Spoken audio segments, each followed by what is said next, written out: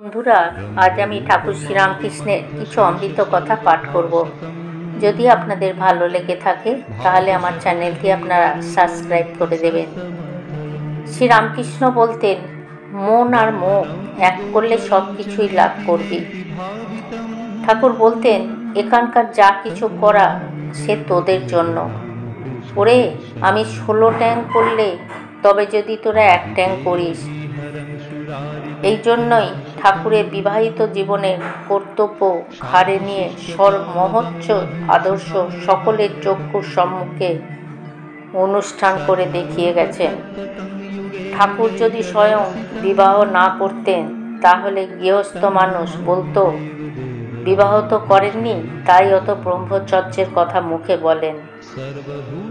এ অপূর্ব যুগাবতারে বিবাহ করিয়া একদিনের জন্য শরীরের সম্বন্ধ না পাতিয়ে স্ত্রীর সহিত এই অদ্ভুত অদৃষ্টপূর্ব প্রেমলীলার বিস্তার কেবল এই শিখাবার জন্য যে ইন্দ্রিয় পরতা ভিন্ন বিবাহের অপর মহোচ্চ উদ্দেশ্য আছে। শ্রীরামচন্দ্র, শ্রীকৃষ্ণ, বুদ্ধ, যিশু প্রভৃতি পূর্ব যুগে যে লীলা লোকগুরুদেগের জগৎকে দেখাবার প্রয়োজন হয়নি, তাহাই এই যুগের প্রয়োজনের জন্য শ্রীরামকৃষ্ণ শরীরে প্রদর্শিত হয়েছেন।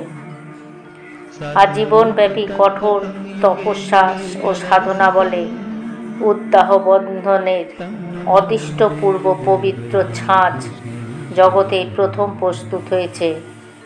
এখন ঠাকুর যেমন বলতেন, তোমরা নিজ নিজ জীবন সেই আদর্শ ছাঁচে ফেলো আর নতুনভাবে গঠন করে তোলো। ঠাকুর প্রাণায়াম হঠযোগের অভ্যাস আমাদের করতে নিষেধ করতেন। ওই বিষয়ে উপদেশ লাভের জন্য কেউ তাহার নিকট উপস্থিত হলে তিনি বলেছেন, ওই সকল সাধনের নিয়মের এতটুকু ব্যতিক্রম হলে শরীরের ব্যাধি উপস্থিত হয় এবং অনেক সময় সাধকের মৃত্যু পর্যন্ত হতে পারে। ওই সকল করবার কোনো আবশ্যকতা নেই। ঈশ্বরের ভক্তি সংযুক্ত ধ্যানে মন ও বায়ু উভয়ই স্বাভাবিক হয় এবং ইহাই ঈশ্বর লাভে সুগম পথ। শ্রীরামকৃষ্ণের শিক্ষাগুলির মধ্যে কোনো অসঙ্গতি নেই। সকলের জন্য তিনি এক নিয়ম করেননি।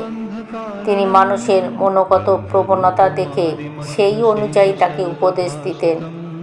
ভিন্ন ভিন্ন লোককে তিনি ভিন্ন ভিন্ন উপদেশ দিতেন, কারণ তাদের মানসিক প্রবৃত্তি এবং নিজেদের জীবনে তার নিয়মগুলি প্রয়োগ করার ক্ষমতা ছিল বিভিন্ন প্রকারের।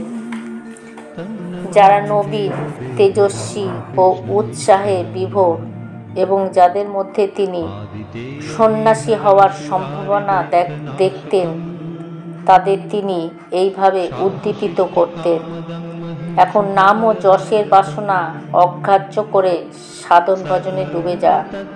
যতদিন না ঈশ্বর দর্শন বাস্তবে পরিণত হয় ততদিন ক্ষান্ত হবি না। তাদের মনের চাপা আগুন তিনি জ্বালিয়ে দিতেন এইভাবে, ত্যাগ ছাড়া কি ঈশ্বর দর্শন সম্ভব? কামকাঞ্চন ত্যাগের সাধনায় জীবনের সবচেয়ে বড় আগে দরকার। সংসারে দুঃখ, কষ্ট ও অশান্তি ছাড়া আর কি আছে? সংসারে কে সুখে আছে বলো? যদি সংসার খুঁজিস আর বিষয় বাসনা করিস তাহলে সংসার তোদের আরও নিচে টেনে নিয়ে যাবে।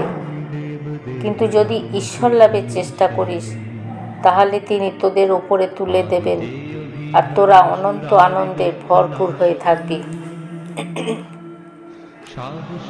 যারা জীবনের গুরু দায়িত্বে ভারাক্রান্ত, সংসারের জালে বদ্ধ ও বিদ্ধ, তাদের তিনি এই উপদেশ দিতেন, আমি রান্না করে থালায় দিয়েছি, তোদের কাজ শুধু বসা আর খাওয়া, তোদের কিছু করতে হবে না, তোমরা শুধু মুখের কাছে তুলে খাও, উপভোগ করো, আমি তোমাদের ভার নিয়েছি, তোমাদের সাধন ভজন করতে হবে না, তোমাদের জন্য আমি আগেই সব করেছি, আমাকে বকলমা দিয়ে আরাম করো।